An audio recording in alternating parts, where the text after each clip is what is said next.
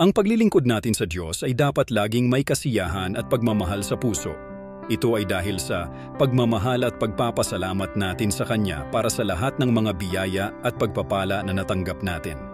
Sa bawat paglilingkod natin, dapat nating isipin na ito ay isang paraan para mapalapit tayo sa Kanya at maipakita ang ating pasasalamat. Bago tayo magpatuloy, salamat po sa mga tumatangkilik ng mga video ni Brother Chris. Share niyo po mga video niya at mag-comment, like, and follow sa hindi pa naka-follow at subscribe di sa kanyang YouTube channel. At Brother Chris Channel, God bless you.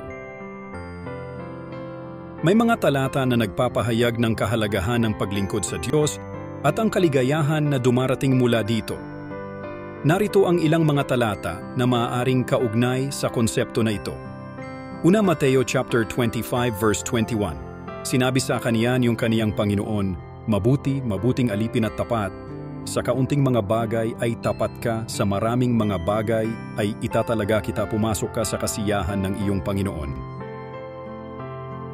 Pangalawa, Colossus chapter 3 verse 23 to 24. Anuman ang inyong ginagawa, gawin ninyo ng buong puso na parang sa Panginoon at hindi sa mga tao.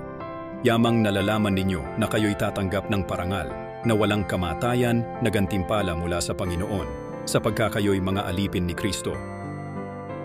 Ang mga talatang ito ay nagpapahiwatig na ang paglingkod sa Diyos ay may kaugnayan sa kaligayahan at kasiyahan. Sa pamamagitan ng pagbibigay ng buong puso at pagiging tapat sa Diyos, nagkakaroon tayo ng kasiyahan at nagtatamo ng mga gantimpala mula sa Kanya. Thanks for watching and listening. God bless you.